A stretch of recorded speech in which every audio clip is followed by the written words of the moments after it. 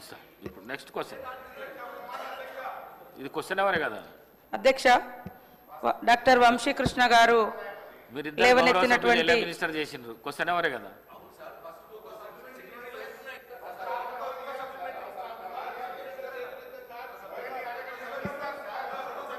ఎవరైతే సిగ్నేటరీ చేసి ఉంటుందో వాళ్ళకు మాత్రమే అవకాశం ఇవ్వబడుతుంది, మీకు తెలుసు సార్. నేను మాట్లాడినాక మళ్ళీ వాళ్ళని మాట్లాడండి మేడం.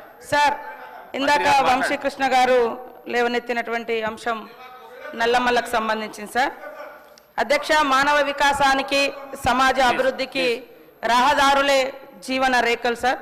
రోడ్లు లేనటువంటి గ్రామాల పరిస్థితి ఎట్లా ఉంటుంది, అభివృద్ధి ఎంత వెనుకబడేయబడుతుంది అనడానికి నేను పుట్టినటువంటి ఆదివాసీ గూడాలు, పల్లెలు, తండలు, మామూలుగా అటవీ ప్రాంతాల పరిస్థితి మాకు తెలుసు. ములుగు కానీ, నేను ఇన్ఛార్జిగా ఉన్నటువంటి ఆదిలాబాద్ కానీ, నేను నిరంతరం పర్యటన చేస్తున్నటువంటి అచ్చంపేట కానీ.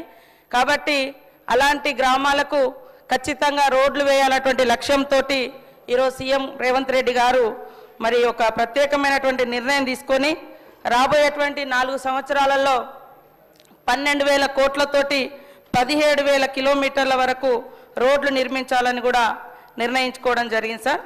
ఇప్పటికీ ఈ ఏడాది సిఆర్ఆర్ కింద 2,311 కోట్ల రూపాయలను మంజూరు చేసి 2,400 కిలోమీటర్ల నిర్మాణం కోసం టెండర్లు వేసే ప్రాసెస్లో ఉన్నాయి సార్. కొన్ని టెండర్లు కూడా అయినాయి, కొన్ని వర్క్స్ కూడా చేపట్టడం జరిగింది.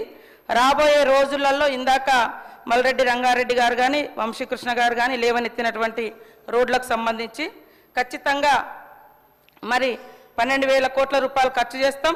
11,000 కిలోమీటర్లను రోడ్ల నిర్మాణం చేస్తాం. అదేవిధంగా తొందరలోనే 1,200 కిలోమీటర్లకు సంబంధించినటువంటి కొత్త రోడ్లను కూడా చేయడానికి ప్రతిపాదనలు కూడా సిద్ధం చేసుకున్నాం సార్. ప్రతి గ్రామం నుంచి, గ్రామ పంచాయతీ నుంచి బీటీ రోడ్లు వేయడం కూడా జరుగుతుంది.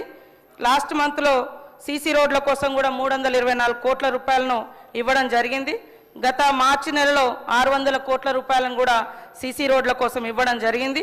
ఇప్పుడు ఆర్ఆర్ కింద కూడా మరి ఎంఆర్ఆర్ కింద కూడా 1,150 కోట్లను తొందరలోనే మంజూరు చేస్తాం సార్. మొన్న వర్షాలకు దెబ్బతిన్నటువంటి రోడ్ల కోసం కూడా 50 కోట్లను రిలీజ్ చేయడం జరిగింది. కాబట్టి తొందరలోనే ఆ రోడ్లను నిర్మాణం చేపడతాం. గత 10 సంవత్సరాల కాలంలో టీఆర్ఎస్ హయాంలో 2,200 కోట్లు మాత్రమే వారు మంజూరు చేయడం జరిగింది సార్.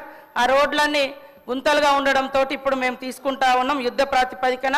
కాబట్టి అచ్చంపేట కూడా ముఖ్యంగా వైల్డ్ లైఫ్ ఏరియా, ఇది ట్రైబల్ ప్రాంతాలన్నీ కూడా మేమందరం రెగ్యులర్గా ఫేస్ చేస్తున్నటువంటి ఇష్యూ. కాబట్టి ఈ వైల్డ్ లైఫ్ ఉండడంతో ఇటు మా ఏటు నాగారం ఏరియా కావచ్చు, అటు కవ్వాల్ ప్రాంతం కావచ్చు, ఇటు మరి అచ్చంపేట టైగర్ జోన్లో కావచ్చు, ఇవన్నీ కూడా అక్కడ ఉండేటువంటి 100 సంవత్సరాలుగా నివసిస్తున్నటువంటి ఆదివాసీ గూడాలకు రోడ్డు రవాణా వేయడానికి ఆటంకంగా కూడా మారుతుంది. కాబట్టి ఇక్కడ నుంచి ఒక ప్రత్యేకమైనటువంటి అధికారిని పెట్టి వీటికి కూడా సకాలంలో ఈ చెంచు పెంటలకు కూడా పర్మిషన్ వచ్చి రోడ్లు వేసే విధంగా కృషి చేస్తామని తెలియజేస్తూ, ఖచ్చితంగా రాబోయే కాలంలో అన్ని రోడ్లకు ప్రతి జీపీ నుండి మండల కేంద్రానికి, ప్రతి హాఫ్ స్టేషన్ నుంచి గ్రామ పంచాయతీకి రోడ్ల నిర్మాణం చేస్తామని తెలియజేస్తా ఉన్నాం సార్.